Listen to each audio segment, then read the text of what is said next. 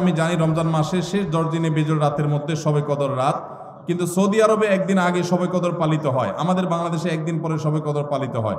পৃথিবীতে শবে কদর রাত কি দুইবার আসে বা হয়? ভাইরা আমার, অনেক কমন একটা প্রশ্ন। এই প্রশ্নের উত্তর হলো, আল্লাহ রাব্বুল আলামিন পৃথিবীর যে প্রান্তের মানুষের জন্য যখন বেজোড় রাত হবে তাদের জন্য তখন শবে কদর দিবেন। এটা অস্বাভাবিক নয় যে বাংলাদেশের মানুষ যে রাত শবে কদর করেছে, সৌদি আরবের মানুষ ভিন্ন রাত শবে কদর করেছে। কারণ আমাদের এখানে যখন এখন রাত চলছে, ঠিক এই টাইমে আমেরিকাতে ফকফকা দিনের আলো। ঠিক না ভাই? ঠিক। তাহলে আমাদের যদি এখন শবে কদর হয়, আমেরিকান মানুষদেরকে এখন শবে কদর হওয়ার সুযোগ আছে?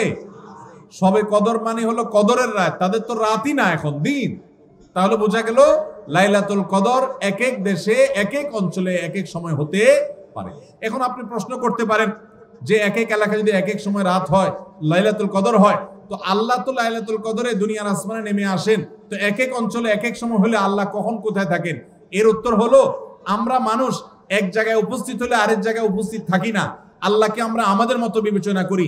আল্লাহ রাব্বুল আলামিন তিনি সবকিছু করতে পারেন। একই সময় কোথাও তিনি উপস্থিত, আবার কোথাও অনুপস্থিত।